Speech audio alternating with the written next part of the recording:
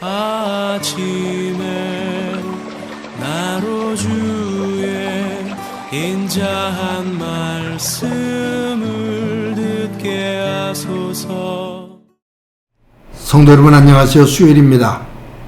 오늘도 하나님의 사랑이 여러분들의 삶의 자리에 가득하기를 간절히 소망합니다. 말씀 한 곳 봅니다. 사무엘상 2장 12절부터 21절까지의 말씀을 봉독해 드립니다. 엘리의 아들들은 행실이 나빠 여호와를 알지 못하더라. 그 제사장들이 백성에게 행하는 관습은 이러하니 곧 어떤 사람이 제사를 드리고 그 고기를 삶을 때에 제사장의 사환이 손에 3살 갈고리를 가지고 와서 그것으로 냄비에나 솥에나 큰 솥에나 가마에 찔러 넣어 갈고리에 걸려 나오는 것은 제사장이 자기 것으로 가지되 실로에서 그곳에 온 모든 이스라엘 사람에게 이같이 할 뿐 아니라 기름을 태우기 전에도 제사장의 사환이 와서 제사 드리는 사람에게 이르기를 제사장에게 구워드릴 고기를 내라.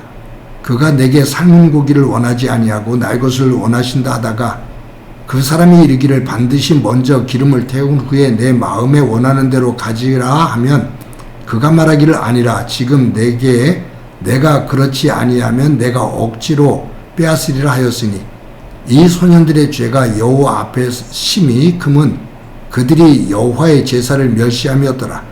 사무엘은 어렸을 때 세마포 에봇을 입고 여호와 앞에서 섬겼더라.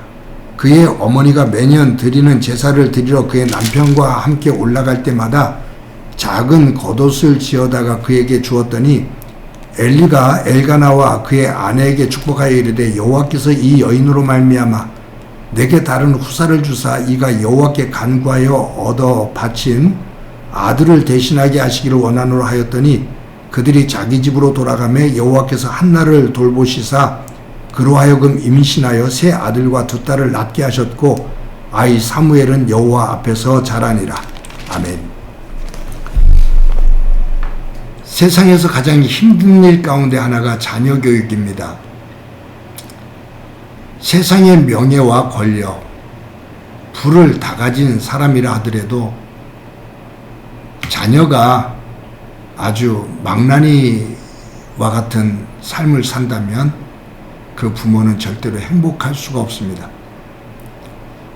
반면에 세상의 부와 명예, 권력을 가지고 있지 못해도 자녀들이 신실하게 삶을 살아가면 그 부모는 행복할 수 있습니다. 특히 믿음 안에서 하나님 중심의 가치관을 가지고 아름답게 살아가는 그 자녀들은 보석과 같은 모습입니다. 그러한 자녀들을 보는 부모는 행복 중에 행복이죠.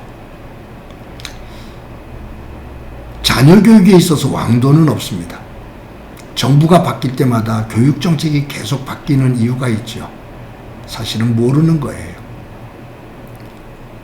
제가 저희 아내하고도 그런 얘기를 했어요.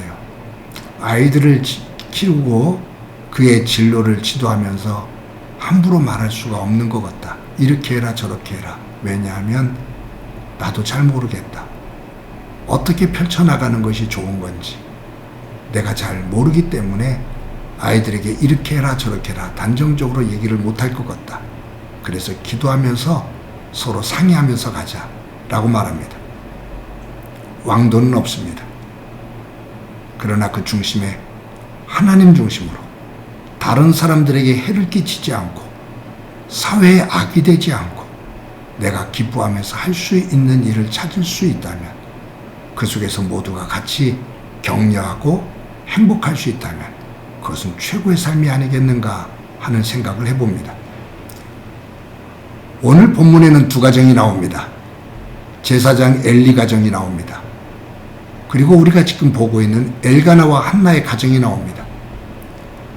엘리는 제사장입니다. 그리고 사사입니다. 즉 이스라엘을 한 시대의 지도자로 살았던 사람입니다.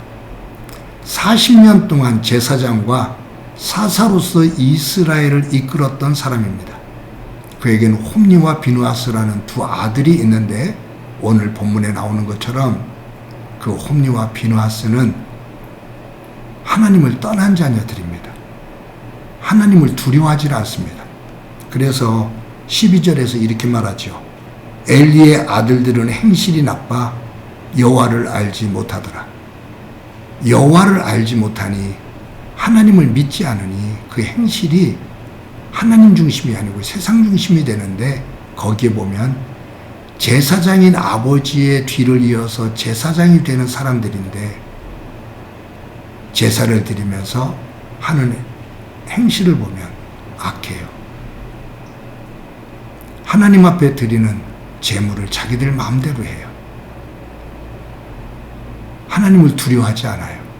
그러니까 17절에 이렇게 기록되어 있죠. 이 소년들의 죄가 여호와 앞에서 심히 크면 그들이 여호와의 제사를 멸시함이었더라. 하나님을 알지 못하니 하나님 앞에 드리는 제사를 쉽게 생각하는 거죠. 그러니 하나님 앞에 짓는 죄가 심히 크다. 근데 이것을 누가 방치하냐 하면 엘리입니다. 아버지 제사장 엘리입니다. 그래서 목사인 저는 이 부분에 있어서 항상 두려움을 느낍니다. 하나님 안에서 신실한 그러한 사람들로, 그러한 가정으로 서야 되는데 이제 그런 부분 속에서 항상 기도를 하지요. 엘리가 어찌된 일인지 홈리와 비누아스가 이처럼 악한 짓을 성전에서 해도, 성막에서 해도, 제사를 드릴 때 이처럼 악을 행해도 그것을 제지하지 않습니다. 그것을 방관합니다. 결국은 온 가족이 비참하게 무너집니다. 여기 대조되어지는 가정이 나와요. 엘가나와 한나 가정입니다. 그의 아들 사무엘입니다. 엘가나와 한나는 하나님 앞에 소원한 대로 어린 사무엘이 젖을 뗐을 때 성막에 두고 내려와요. 엘리에게 맡긴 거예요. 그리고 나서는 매년 성막에 올라갈 때마다 에봇을 만들어서 올라갑니다. 여러분, 한번 생각해 보면 부모로서 어린 아이를 오래간만에 만나러 올라갈 때 무엇을 해가겠어요? 이것저것 음식과 여러 가지 좋은 것들을 싸가지 않겠어요? 그런데 지금 강조되는 것이 뭐냐면 에봇과 귀한 매년마다 새롭게 입히는 에봇의 새 옷입니다. 그만큼 이 엘가나와 한나는 사무엘이 하나님의 사람으로 서는데 그 기쁨이 있고 거기에 집중하고 있는 거예요. 다른 것을 강조하지 않고 에봇에 대한 강조가 있어요.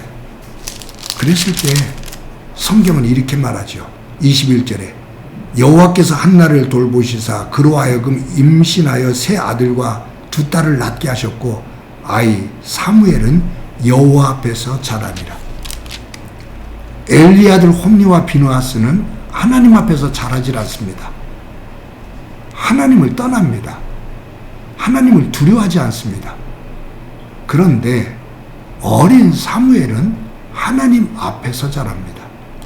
하나님 앞에서 자란다라는 얘기는 하나님을 믿고 하나님을 사랑하고 하나님을 두려워할 줄 아는 아이다, 그 말이에요.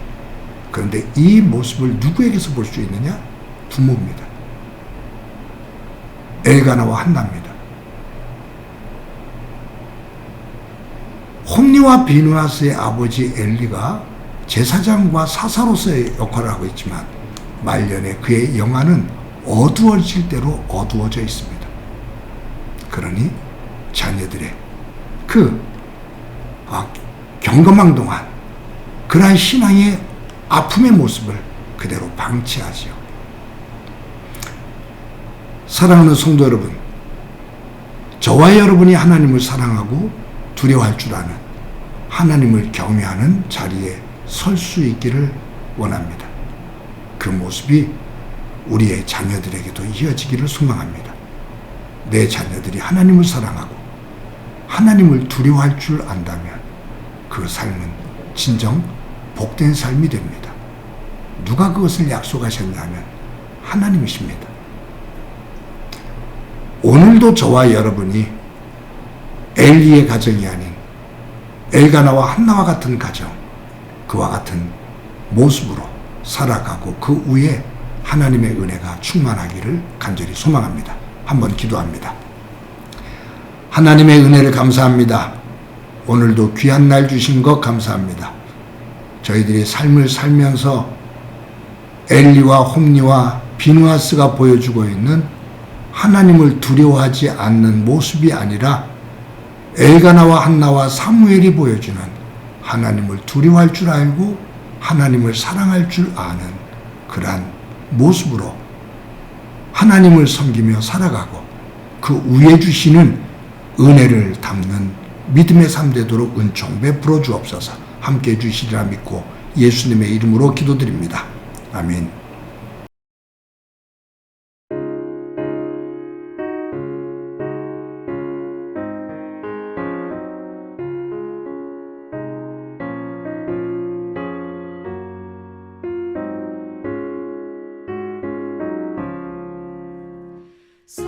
사철의 봄바람 불어있고 하나님 아버지 모셨으니 믿음의 반석도 든든하다.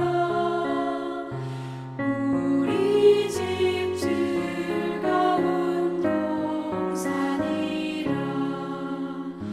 고마워라 임마누엘. 예수만 섬기는 우리 집. 고마워라 임마누엘. 복되고 즐거운 하루하루. 어버이 우리를 고이시고 동기들 사랑에 뭉쳐있고 기쁨과 서름도 같이 하니 한간의 조가도 천국이라.